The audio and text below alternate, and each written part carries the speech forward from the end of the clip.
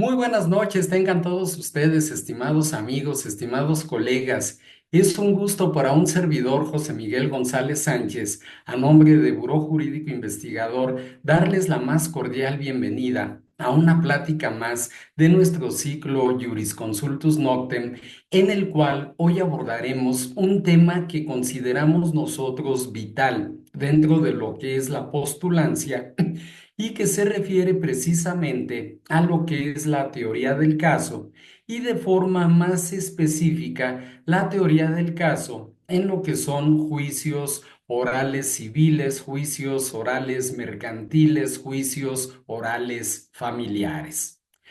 Aquí quisiéramos establecer o partir de varias situaciones que llegan a presentarse en nuestra práctica cotidiana que nos llevan precisamente a hablar de este tema que es tan importante.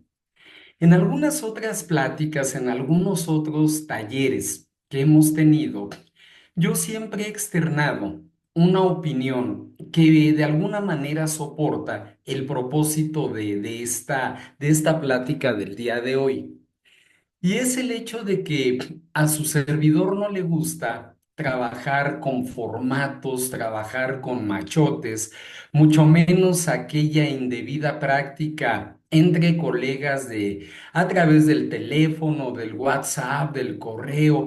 Oye, colega, ¿no tendrás por ahí una demanda de amparo que pudieras mandarme? ¿Tendrás un formatito de un recurso de apelación en contra de una sentencia interlocutoria o en contra de una sentencia definitiva? Oye, ¿no tendrás por ahí un incidente de objeción de documentos? Yo no soy muy partidario de ello porque simple y sencillamente, y si se me permite la expresión, no podemos, no podemos nosotros litigar de machote, definitivamente, ¿no? No hay dos casos iguales. Cada caso, cada asunto que nosotros vamos a postular ante un tribunal, ante una autoridad, requiere de su propia teoría del caso. Hay que trabajar en ello. Y el que algún amigo, algún colega, su demanda, su contestación de demanda, su escrito de apelación con agravios, su amparo, o el escrito que ustedes me digan, le haya funcionado en su juicio, no significa que vaya a funcionar en el mío. Eso nos debe de quedar muy claro a todos. Por eso entonces es que la construcción de una teoría del caso resulta fundamental. ¿Qué envuelve, qué engloba una teoría del caso? Tanto aspectos que van a ser en este caso metodológicos, como también aspectos de carácter argumentativo. Al entrar al aspecto metodológico, descarto también el comentario de muchas personas totalmente neófitas en la materia cuando dicen es que el derecho no es una ciencia como sí lo son las matemáticas, la biología, la física, la química, pero no el derecho. El derecho, claro que es una ciencia, y al contar con una metodología de estudio, una metodología de trabajo, y en concreto una metodología para la construcción de la teoría del caso, es desde luego una ciencia. Y por otra parte, el aspecto argumentativo, que resulta tan importante.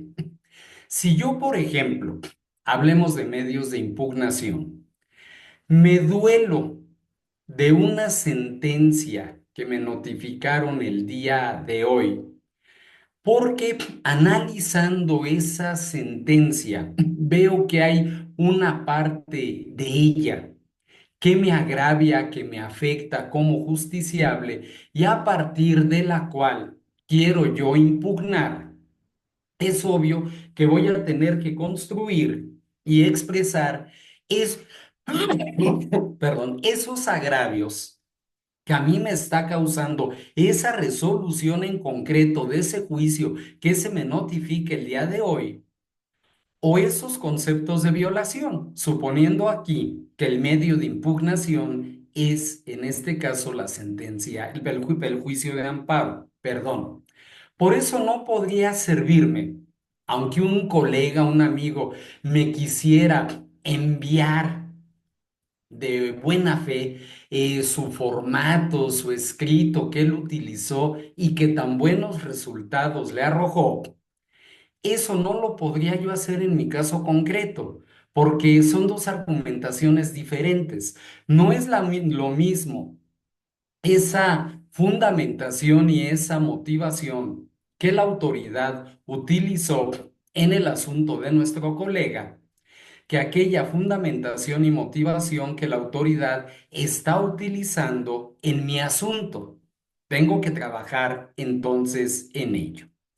Por una parte, entonces, es ese aspecto metodológico y por otra, esta parte argumentativa, es decir, ese aportar los razonamientos lógico-jurídicos que me van a permitir prosperar en el planteamiento de mi pretensión. Otro punto que quisiera yo también aquí destacar, y con ello vamos a ir entrando poco a poco en materia, es el siguiente. Cuando entra ya en aplicación el sistema acusatorio adversarial en materia penal en nuestro país, quedó claro para muchos litigantes que se construye una teoría del caso, sobre todo porque en lo que es ya la audiencia de juicio que se lleva ante el juez de enjuiciamiento, hay alegatos de apertura y hay alegatos de cierre en esa audiencia, en la audiencia de juicio, esa audiencia en la cual se desahogan pruebas y las partes alegan, tanto en la apertura de esa audiencia como en el cierre de esa audiencia. Es decir, una vez que fueron ya debidamente desahogadas las pruebas que fueron admitidas o bien que fueron declaradas desiertas. Bien. En ese sentido, debemos nosotros también señalar esto. La teoría del caso no es exclusiva de la materia penal, no es sólo de este procedimiento acusatorio adversarial. Esto lo vamos a encontrar en cualquier área del derecho, sobre todo en lo tocante a lo que son los juicios contenciosos, cuando hay una litis, cuando hay un conflicto de intereses y se vuelve fundamental el que yo construya mi teoría del caso para presentar el escrito con la argumentación correspondiente y en base a ello dirigirme a través de mi desempeño a lo largo de ese proceso para la obtención de una sentencia favorable a mis intereses. Por otra parte, es también importante destacar esto. La teoría del caso no es nada más para la parte actora. Hablemos del área civil, familiar, mercantil. Es también para la parte demandada.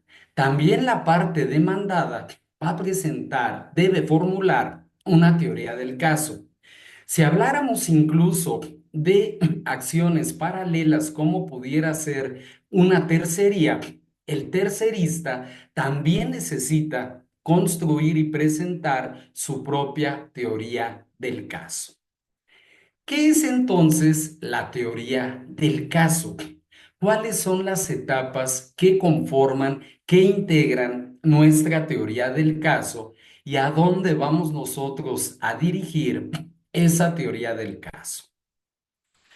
Nosotros debemos de decir, debemos de traer al comentario esta máxima jurídica que nos dice que el que afirma está obligado a probar y por lo tanto el actor deberá demostrar su acción y el demandado justificar sus excepciones y defensas. Asumir la carga de la prueba. El que afirma está obligado a probar. En ese sentido, mi teoría del caso o toda teoría del caso se va a formar de tres fases, de tres etapas. La primera de carácter fáctico, la segunda de carácter jurídico y la tercera de carácter probatorio. ¿En qué va a consistir cada una de estas? Cuando nosotros hablamos de la fase fáctica, de la etapa fáctica, nos estamos nosotros refiriendo a los hechos, a la parte de los hechos, esos hechos en que voy a basar mi demanda, esos hechos a los cuales daré contestación si yo soy parte demandada, esos hechos en lo que baso mi acción reconvencional para el caso de que yo presente demanda reconvencional, esa contestación a los hechos de la demanda reconvencional si yo soy demandado en la reconvención. Es decir, partiendo de un hecho generador y a partir de él todos aquellos hechos que me permitan plantear debidamente la litis componen esta fase, esta etapa fáctica, etapa de hechos. Esa narración y exposición que yo deberé hacer de los hechos, siendo preciso y conciso en las circunstancias de tiempo, de modo, de lugar. Esos hechos en los cuales al ir narrando cada uno de ellos o al ir contestando cada uno de ellos, haré mención de lo que en este caso son esas tres circunstancias, tiempo, modo y lugar, y el elemento probatorio que estoy aportando para acreditar mis afirmaciones. Si hablo yo, por ejemplo, pensemos en el hecho uno de una demanda, de que con fecha tal, junto con fulano de tal, celebramos un contrato de estas características, este contrato de compraventa, de arrendamiento, de mutuo con interés y garantía hipotecaria, etcétera, etcétera, siendo las obligaciones de cada parte, del actor a estas y de la demandada a esta, tengo que hacer mención a que cuento con el contrato, a que estoy ofreciendo el contrato como documento base de mi acción y entonces estoy aportando prueba, estoy demostrando mi dicho. El que afirma está obligado a probar. ¿De dónde surge la relación contractual? Pues precisamente de la firma de este contrato que estoy acompañando como elemento probatorio. Si el incumplimiento pretendo yo acreditarlo a través de testigos, entonces en el hecho donde me refiera yo al incumplimiento de mi contraria, haré mención de aquellos testigos que estuvieron presentes al momento en que se produce el incumplimiento o a quienes les consta ese incumplimiento. Entonces veamos qué tan precisos, perdón, una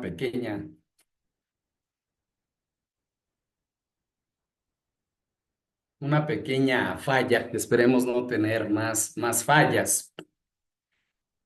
Entonces, no es nada más narrar por narrar, es narrar planteando puntos controvertidos, exponiendo los medios de prueba con los que acreditar estos hechos controvertidos, pruebas documentales, los testigos a quienes les constan estos hechos y sobre todo, muy importante, hacer referencia a aquello que estoy en posición de probar. Primera parte entonces, parte fáctica, parte de hechos.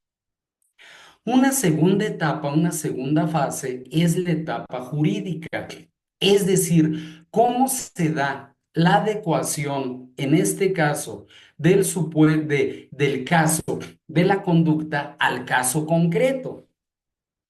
¿Cómo es que se adecúan esos hechos al supuesto previsto por la norma? Si yo, por ejemplo, hago valer una acción rescisoria de un contrato, pues entonces, ¿cómo es que se produce el supuesto para que pueda ser declarada la rescisión por parte del juez? ¿Qué nos dice la ley respecto de la rescisión? ¿Por qué en el caso concreto se está produciendo un, un- un supuesto suficientemente fuerte para que el juez decrete esa rescisión? Esto es entonces una parte importantísima. ¿Cómo se adecua la conducta o el supuesto a lo que la norma establece? Eso de verdad, estimados amigos, debemos de tenerlo muy en mente. ¿Qué nos dice el artículo en concreto?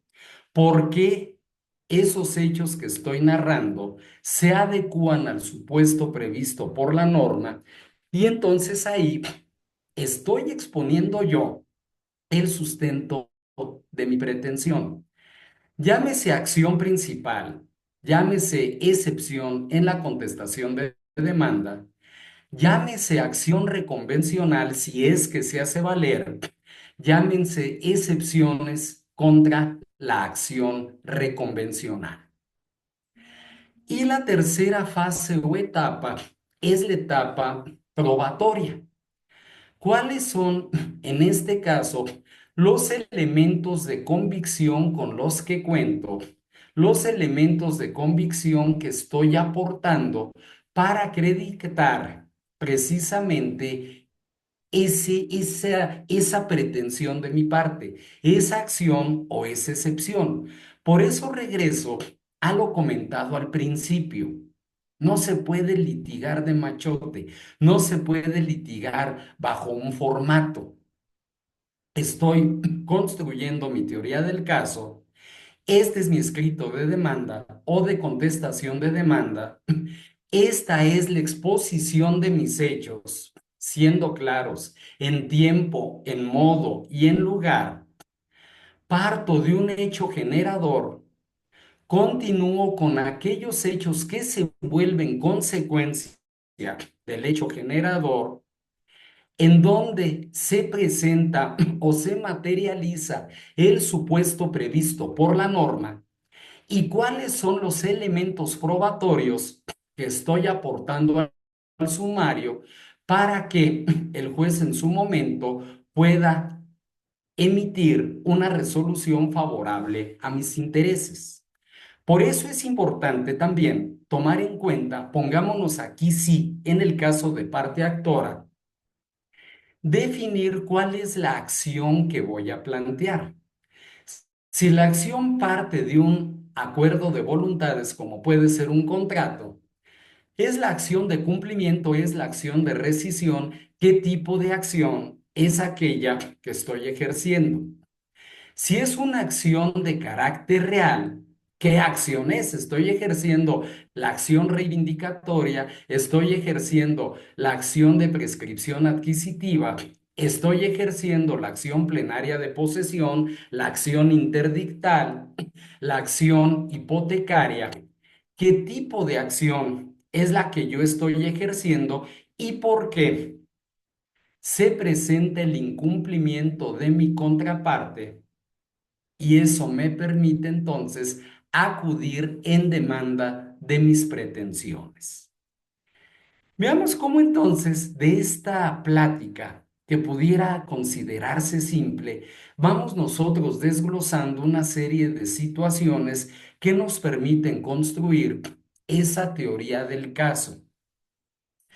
Ni más hechos ni menos hechos que aquellos que resulten necesarios para acreditar mi pretensión y que estén relacionados con la litis. Ni más pruebas ni menos pruebas que aquellas que sean necesarias para demostrarlo. Por eso debe ser aquí muy concreto, muy específico esto que nosotros estamos aquí exponiendo. ¿Cuál es el hecho, tiempo, modo y lugar por qué lo sucedido se adecua al supuesto previsto por la norma y cuáles son los elementos probatorios que estoy aportando. ¿A qué se va a enfrentar mi teoría del caso? Y aquí hay que decirlo, no hay enemigo pequeño. Mi teoría del caso se está enfrentando al, a partir o a través del principio de contradicción a los postulados de mi contraparte, quien también construirá su teoría del caso al contestar la demanda, al oponer excepciones y defensas, al negar los hechos en que yo basé mi demanda, al objetar mis pruebas y al presentar ellos pruebas de su parte. No olvidemos tampoco eso, el principio de contradicción. Si mis argumentos son débiles, si mis pruebas no son suficientes, si yo no construyo una adecuada teoría del caso, la parte contraria va, en este caso, a desvirtuar, va a echar abajo mi planteamiento. Entonces, la sentencia corre mucho riesgo de que no sea favorable a mis intereses. Son, como comenté entonces, pues aspectos metodológicos, aspectos argumentativos que se vuelven muy fuertes. Craso error cometen, por ejemplo, algunos colegas abogados. Es que este asunto lo tengo en la bolsa. Es un asunto que está totalmente ganado. O el caso contrario, aquellos que dicen el asunto está perdido. No hay ni cómo hacerle. Los asuntos hay que trabajarlos. En mi perspectiva, no hay asuntos que estén totalmente ganados, previamente ganados o previamente perdidos. Hay que trabajarlos. Y la teoría del caso resulta una parte fundamental en esto que nosotros estamos destacando. Bien, ahora. Una parte que yo también quisiera destacar es la siguiente, y por eso denominamos la plática de hoy teoría del caso en los juicios orales. Bien, en materia penal, pues sabemos que se trabaja bajo un sistema de oralidad, donde en la etapa de juicio habrá una audiencia como tal de juicio en la cual vamos a tener alegatos de apertura, desahogo de pruebas, alegatos de cierre y el pronunciamiento de la sentencia. En materia mercantil, donde la oralidad también se contempla a partir del año 2011, hay una audiencia de juicio. Sí, una audiencia en la cual se desahogan pruebas. Ahí, a diferencia de lo que es la audiencia penal, nada más hay alegatos de cierre. No hay alegatos de apertura. Pero yo ya trabajé en mi teoría del caso desde que presenté mi demanda o desde que contesté la demanda si soy demandado. Si hubo o no acción reconvencional y contestación a la reconvención y en los escritos de objeción de pruebas, yo ya trabajé en una teoría del caso. La materia familiar y la materia civil. Hay que decir que nuestro Código Nacional de Procedimientos Civiles y Familiares contempla también la oralidad, tanto en materia civil como en materia familiar. Y ahí va a haber en la audiencia de juicio alegatos de apertura y alegatos de cierre. ¿Qué son los alegatos de apertura? Apenas está iniciando la audiencia. No se ha procedido todavía al desahogo de las pruebas admitidas y preparadas. En estos alegatos de apertura voy a exponer mis pretensiones, mis argumentos, en el sentido de por qué quedará demostrada mi teoría del caso con los medios de prueba que a continuación se van a desahogar. Ese derecho se concede a ambas partes. O en materia penal, se concede a fiscalía, se concede al asesor jurídico de la víctima, se concede a la defensa. En juicios mercantiles y civiles, a la parte actora, a la parte demandada. Y recordemos que si hay reconvención, la parte demandada en lo principal se vuelve actor en la reconvención y la parte actor en lo principal se vuelve demandada en la reconvención. Bien, ahí entonces ya en este nuevo código se contemplan alegatos de apertura, alegatos de cierre. ¿Qué son los alegatos de cierre? Ya se desahogaron las pruebas. A partir de ese desahogo, yo voy a exponer por qué, en mi opinión, quedaron acreditadas mis afirmaciones a través de mis pruebas y también por qué respecto de mi contraparte con las pruebas que aportó no quedaron demostradas sus afirmaciones. Obviamente de una manera correcta, sin denostar a la parte contraria. Yo no soy partidario de eso. Comentarios tan burdos como es a todas luces evidente la gran ignorancia jurídica del abogado que representa a mi contrario, quien al parecer, pues carece de una preparación suficiente que le permita postular en juzgados. No, simplemente no demostró sus afirmaciones por esto y por esto. Hasta ahí. Bien. Por eso es importante. Hay abogados muy escépticos que emiten opiniones con las que no estoy de acuerdo. No, no te esmeres en los alegatos, no, el juez eso ni lo tome en cuenta, sobre todo en procesos escritos, no, ni te mates preparando un escrito de 20 fojas, no los va a leer, ¿para qué lo haces? Yo soy de la idea de que sí los va a leer, los tiene que leer. Y en el caso de la oralidad, pues está escuchándolos, van a quedar videograbados.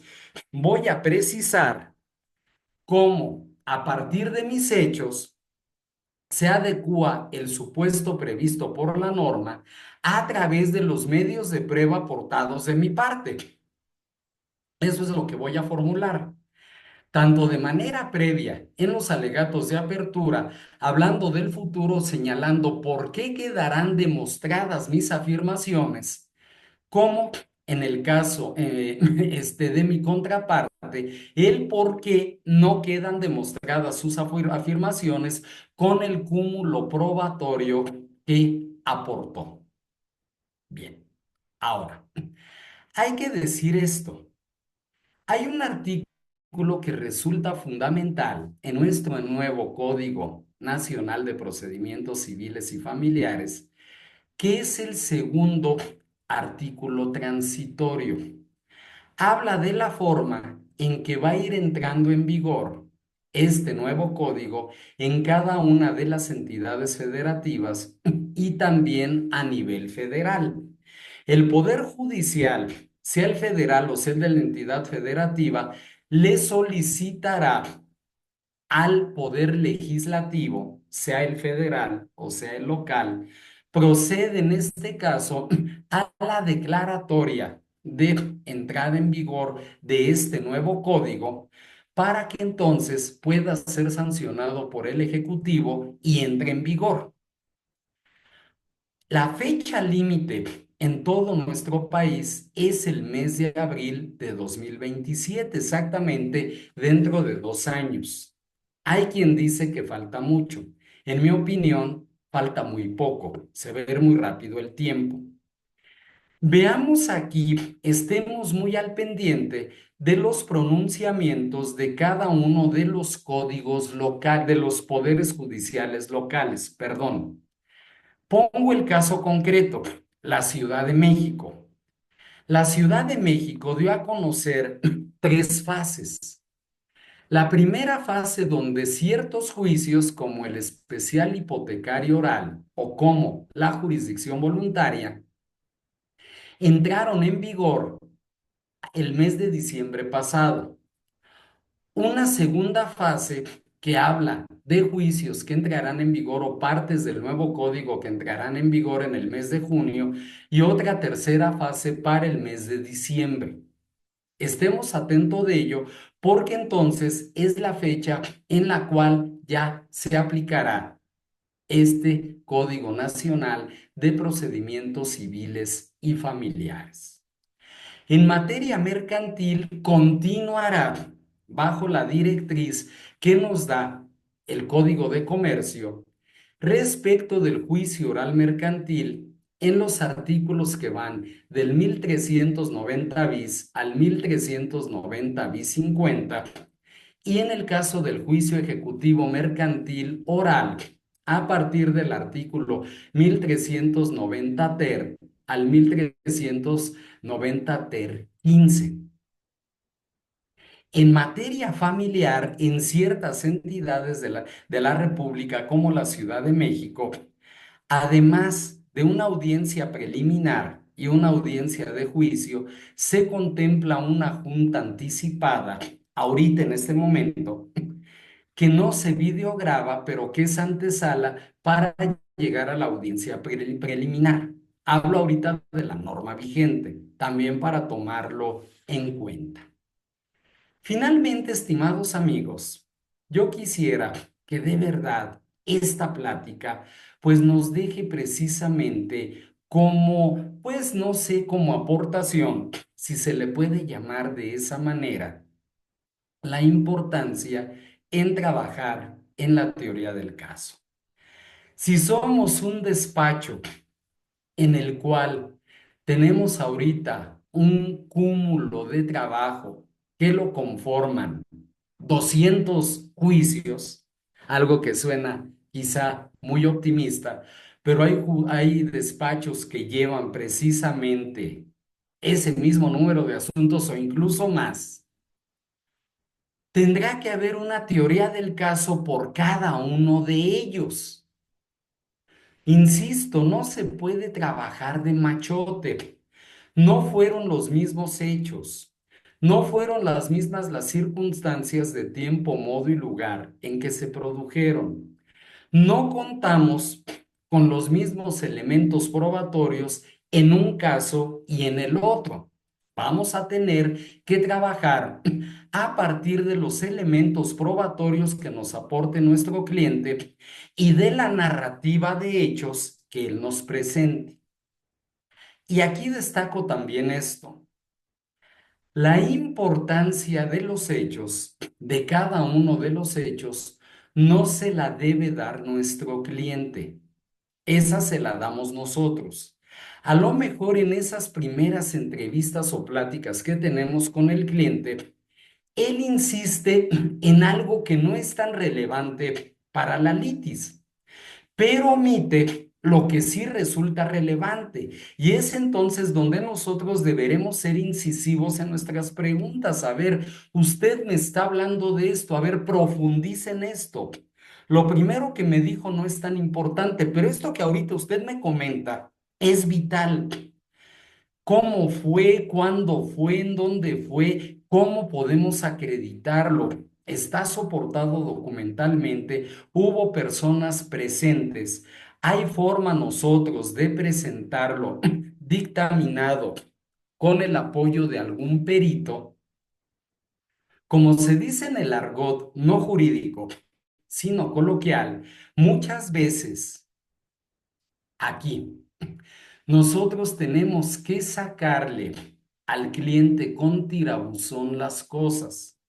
Somos nosotros los que vamos a ponderar de ese relato, de esa narrativa, qué es lo importante y qué no.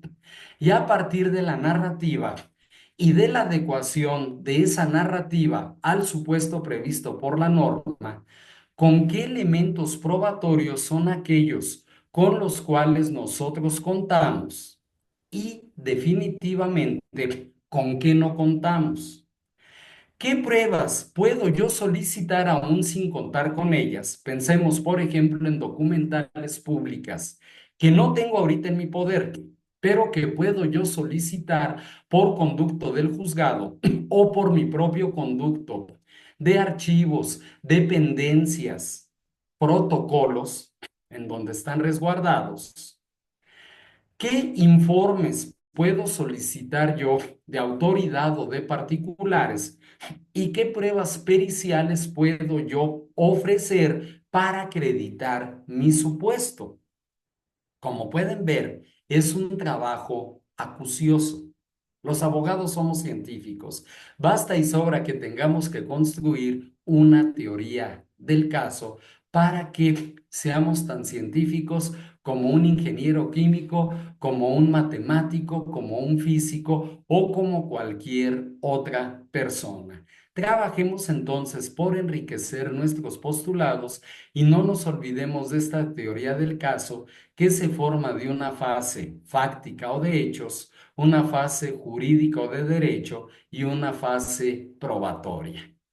Yo les agradezco mucho de verdad el favor de su atención a esta plática ya previa a algunos días que habrán de vacaciones, pero que sí nos debe servir de pauta para darle a cada asunto esa importancia, ese trabajo, ese detalle que debemos nosotros de darle para que el juicio no nos sea adverso y podamos obtener una sentencia favorable a nuestros intereses. Muchísimas gracias a todos de verdad por el favor de su atención y quedo a sus órdenes para cualquier comentario o duda. Muchas gracias. Muchas gracias, maestro José Miguel. En este momento abro micrófonos y me indican quién quiere participar. En este momento abro micrófonos y quien guste puede abrirlo para poder preguntar.